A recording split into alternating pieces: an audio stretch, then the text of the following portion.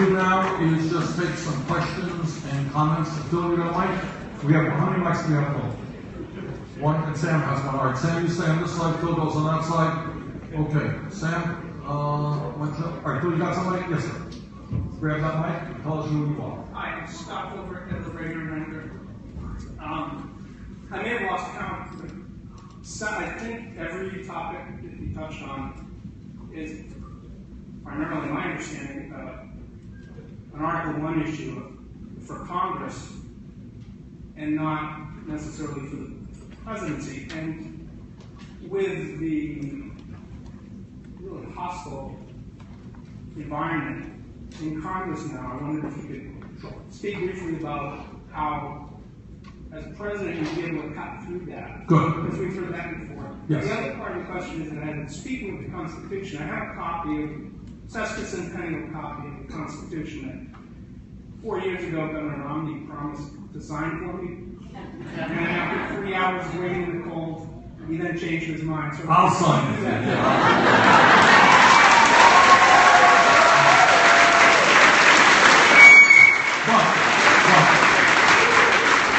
You asked, okay, your first name was? Your first name?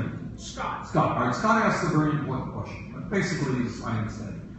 But Scott is saying, look, you got a lot of dysfunction, you got a lot of conflict in Washington, you brought forth a progressive agenda, how are you going to get through it? All right, and let me answer that question in this way. The way we will get this through is when the American people stand up and demand it.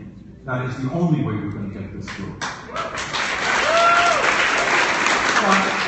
overwhelmingly, the American people want to raise the minimum wage to $15 an hour. The Congress, under Republican leadership, would like to lower the minimum wage. Our job is to bring people together to tell Congress they're going to give them an offer they can't refuse. Either they do what the American people want, or they're going to lose their jobs and join the ranks of the unemployed.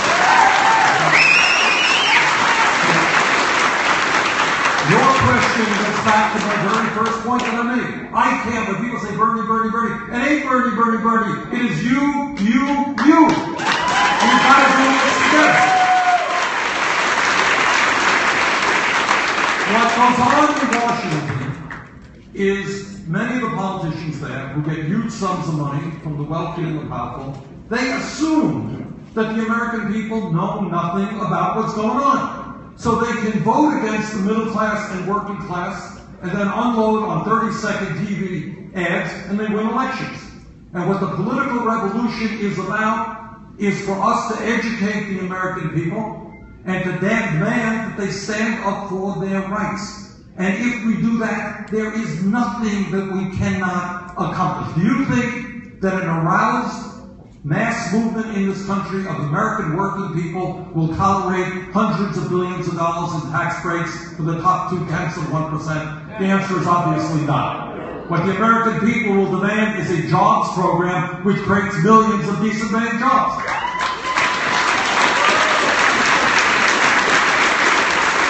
But that doesn't happen. It doesn't happen unless people are organized and educated, and that is what this campaign is about. Okay, Sam, you have a question? Yes, my name is Bernie. Hey, Bernie. Nice city you're wearing there. The question I have has to do with the financial transaction tax. Yeah.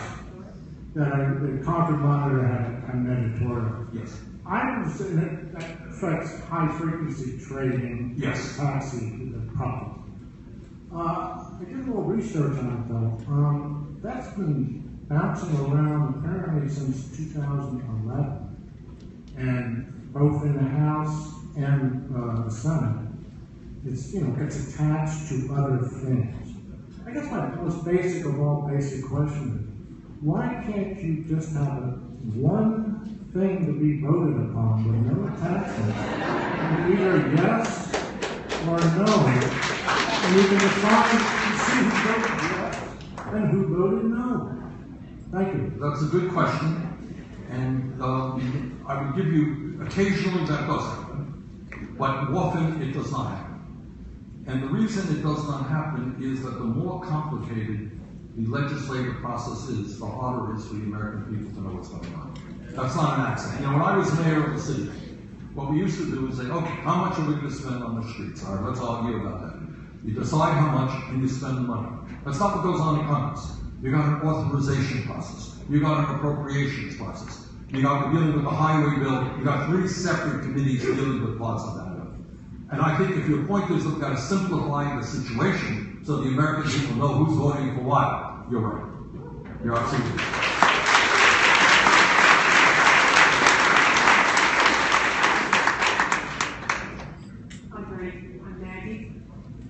I'm Maggie from Claremont, and you touched on a very important subject, and that is the outsourcing of the jobs, the American jobs. So how do we reverse that, Bernie?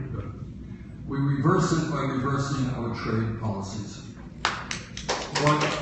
Maggie, you're looking at a member of Congress who is in the House, voted against NAFTA, CAFTA, and permanent normal trade relations with China, helping to lead the opposition against this TPP, which is a continuation of bad trade policies. These bills, without exception, you should know this, they're written by major multinational corporations. Their goal is pretty simple. Why do they want to pay you $20 an hour and then go to China or Vietnam and pay people 60 or 70 cents an hour and then bring their product back to America? Ain't much more complicated than that. All right?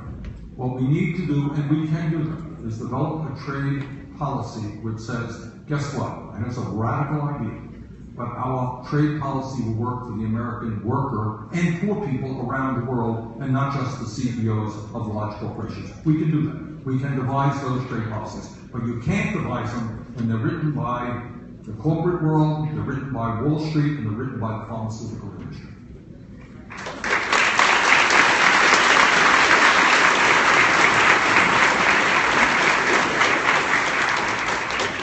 Bernie, hi, my name is Dean. I just drove almost 100 miles to hopefully see the next president of the United States.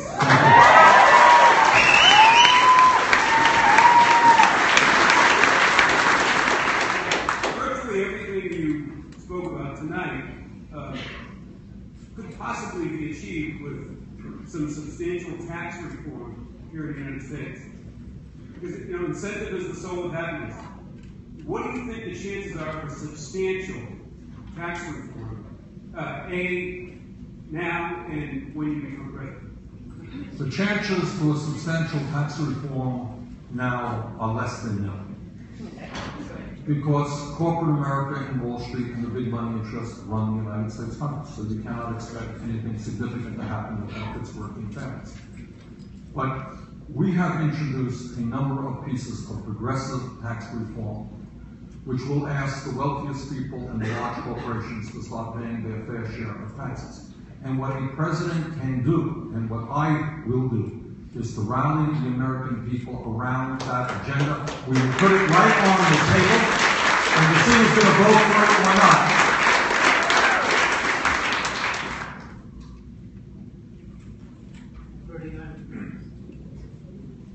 I'm Mark from Peterborough. And I just have a quick question about the mass incarceration of young black people, which is the largest in the world. And it's not more, and I think this is what is scaring a lot of white people from the wonderful ideas that you mentioned. Everything you said, I thought today was correct. But so many people are frightened because they feel that the police arrest black people, that's okay, but not white people. I'll just leave it at that. But I'm not sure that I agree with the essence of the question in this instance. Let me thank you for raising a very important issue. We all have got to deal with this issue, and here's the issue. In the United States of America today, we have more people in jail than the people of any other country. China is a communist, authoritarian country, 4 times our size. We have more people in jail than China has. What we have got to do is to make some very fundamental changes in our criminal justice system. We have to rethink the war on drugs, for example.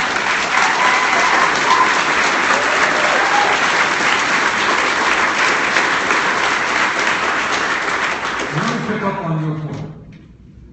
People have differences of opinion on the statistics, but what people are saying is that today, if a young black male is born today, that baby stands a 1 in 4 chance of ending up in jail.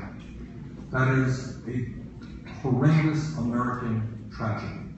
And that tells me why we have got to invest in jobs, we've got to invest in education, we have got to reform our police departments around this country. And what we have got to do is save a generation.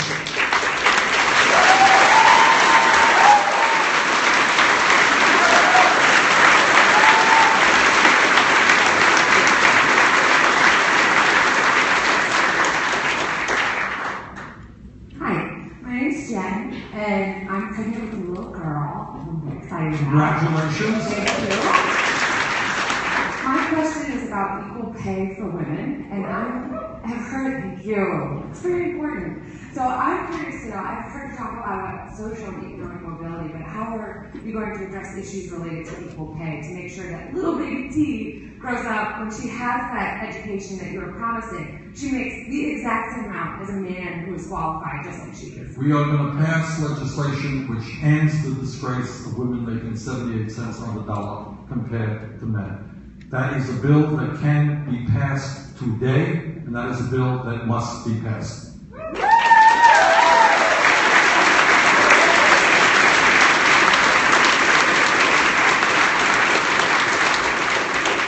My name is Kathy Huber, and I represent what historically was known as the backbone of American economy. I'm a small business owner, second generation, since 1972.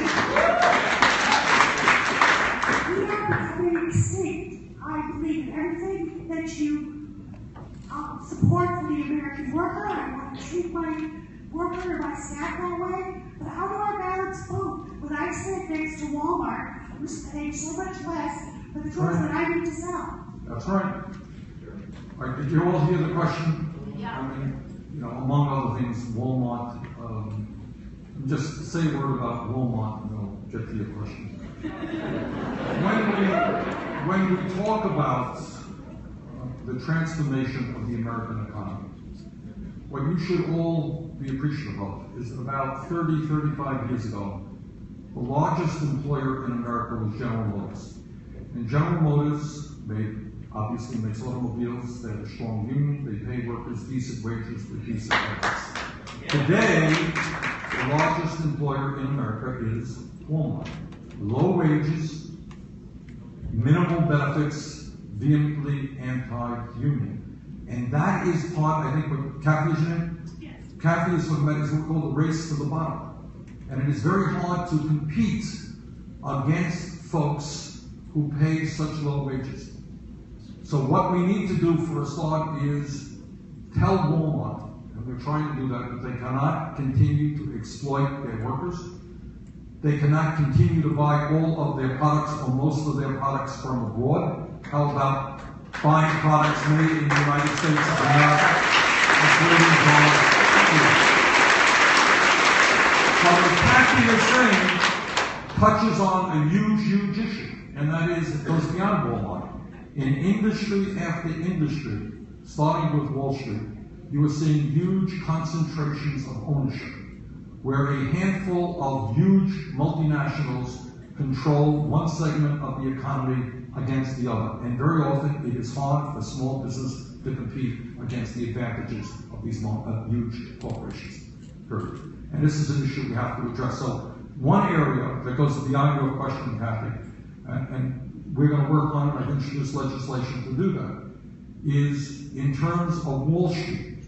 You have 6 financial institutions that have assets equivalent to 60% of the GDP of America.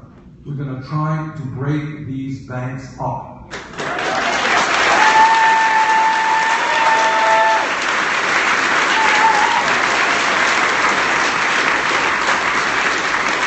And we need to create a more competitive economy, which is not dominated by the Walmarts of the world.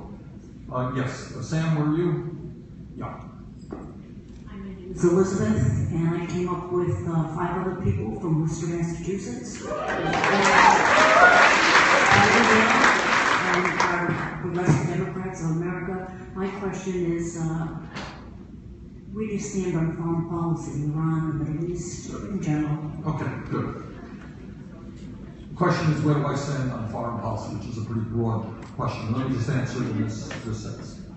I was elected to the House of Representatives in 1990, November 1990. Early 1991, a few weeks after I took office, I had to cast a vote on the wisdom of going to war in the first Gulf War. I looked at all of the evidence and I said, there are other ways to deal with Saddam Hussein other than going to war. I voted against that war.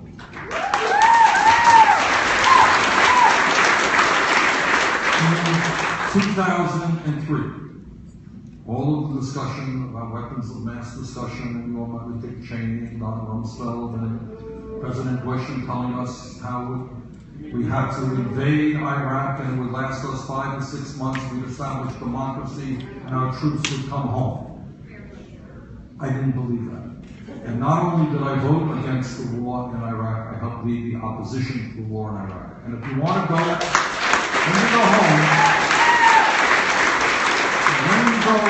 Elizabeth, go to YouTube, look at the speech that I gave during that debate. And it sends chills down my back because sadly, much of what I predicted, in fact, happened. Now, where are we today?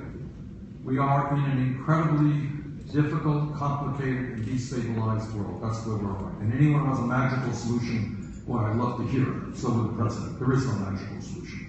But this is what I get very concerned about. It appears to me that many of my Republican colleagues have not learned the lessons of Iraq and Afghanistan. And there seems to be almost no part in the world, no place in the world where they do not want to get us involved in another war.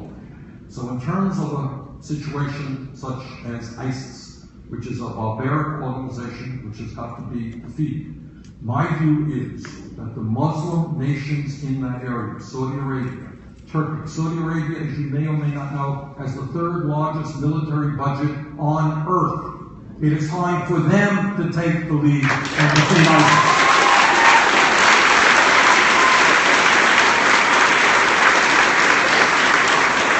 Now, I think the president is trying hard. I think we should be supportive of those nations. I think we should work in an international coalition. But I will do everything I can to make sure that the United States is not involved in perpetual warfare in Iraq.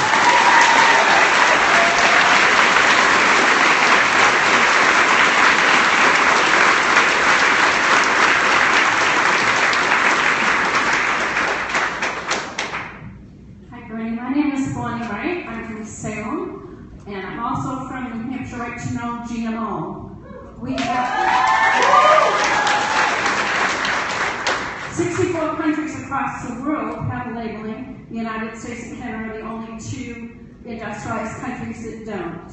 We have approximately 93% of Democrats want labeling, but only 89% of Republicans want it.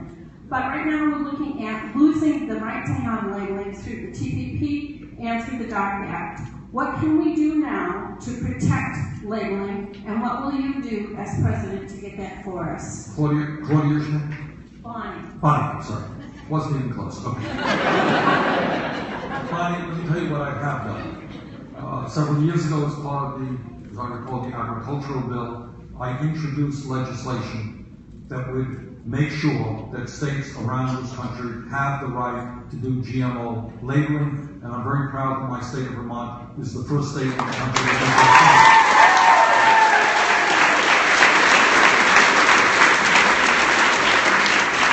I'm not here to tell you, that GMOs, foods are going to kill you tomorrow, all that stuff. That's not what I'm saying, but I do believe that the American people have a right to know what is in the food and how that food is produced. Ain't complicated. And your point is right. All over the world, dozens and dozens of countries provide their consumers with that opportunity. We should have that opportunity as well.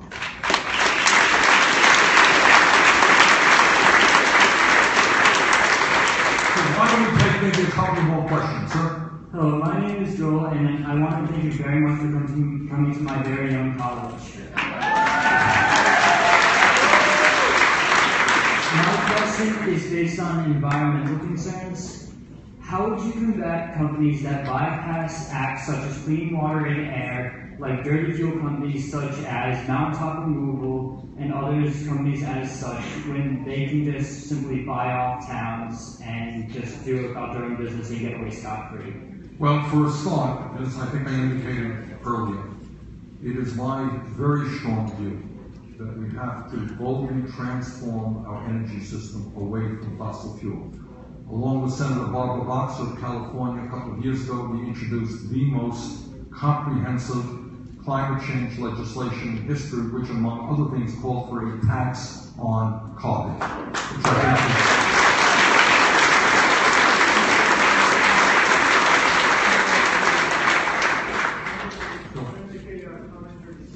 I think Yeah. Hey everybody, my name is Phil. I work for Senator Sanders on the campaign, and just want to make a brief point. A lot of great energy in this room. Thanks everybody for coming out. We can win this campaign, but it's got to be a people power campaign. We're going to need your help. So just a couple things. Look at the sign there, BernieSanders.com. Please go there. That's our webpage. You can get a lot of good information about the campaign there. There's some organizing tools there. You can make a contribution there. Before you leave, please sign our sign-in sheet. We have some contribution envelopes. We would appreciate that. For those of you who have cell phones, please take your cell phone out now if you can, and just text a message, which is Bernie. Just put Bernie in your message to this number, 82623. 82623. And if you do that, you'll get regular updates on the campaign. We'll let you know when Bernie's going to be in your area, when there's breaking news in the campaign. It's a great way to stay involved. So what is that number, everybody? 82623. And just put Bernie in that. I'd really appreciate it if you can do that. I also want to mention one of our organizers. We're hiring more. We're going to have a very strong staff in New Hampshire. Kurt Ehrenberg is there. And you can reach Kurt if you want to get involved. And it's Kurt, K-U-R-T, at BernieSanders.com. Send Kurt an email and he can put you to work in your area. Okay, thank you. Okay. Yeah, how you doing? My name is Charles Augusta, and with 5 other people that you said. My question was almost the case, from the time you elected to be a president, if you can, would you, how long will it take you, based on, we talk about global warming, how long will it take you to help the United States to, how you call it, with the condition of global warming? The answer I'm not going to give you an exact answer to that question, but this is what I do believe. If we put our minds to it, if we understand this is a major priority, I think in a reasonably short period of time, we can transform our own energy system and help lead the world. I think doing it sets an example for the whole world. We have a technology that can help the whole world. Let me give you just a little bit of an example. In Vermont right now, and I work very hard on this, we brought in a reasonable amount of money that is helping people in our cold weather states weatherize their homes and cut their fuel bills in half, reduce by 50% their carbon emissions. We should be doing that. We can be doing that all over America. That's a no-brainer. When we build a strong rail system, we take trucks and cars off of the road, substantially reducing carbon emissions. I have introduced legislation for 10 million solar rooftops. In Iowa right now, in a few years, 40% of the electricity, as I understand it, will be generated by wind. We can do that all over the country. So to answer your question, if we're prepared to take on the fossil fuel industry and all of their power, we can move pretty quickly and lead other countries. It's not just an American problem, it's a world, it's a Chinese issue, it's an Indian issue, Russian issue. And we've got to lead the world, and I think we can really make progress in a few years' time. We gotta get going, but this is a great turnout. And let me thank you all very much for being here tonight. We have, it seems to me, a responsibility for all of those people who gave up their lives fighting for democracy, fighting to defend democracy, that we hold that banner high, that this country belongs to all of us and not to a handful of extremely wealthy and greedy people. And that is what this campaign is about. And I think we have a message that is resonating not only throughout New Hampshire, it is resonating throughout this country. We can win this thing. They got the money, but we can have the people.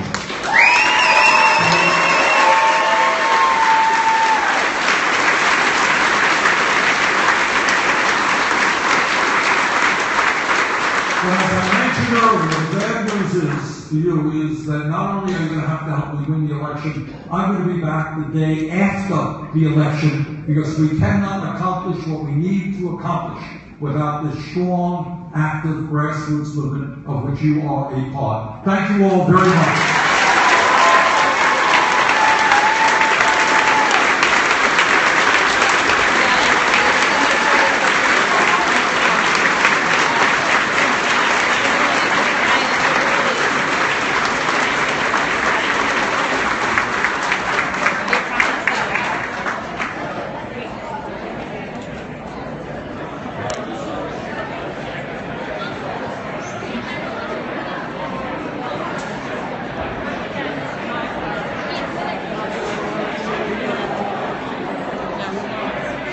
Thanks, you guys.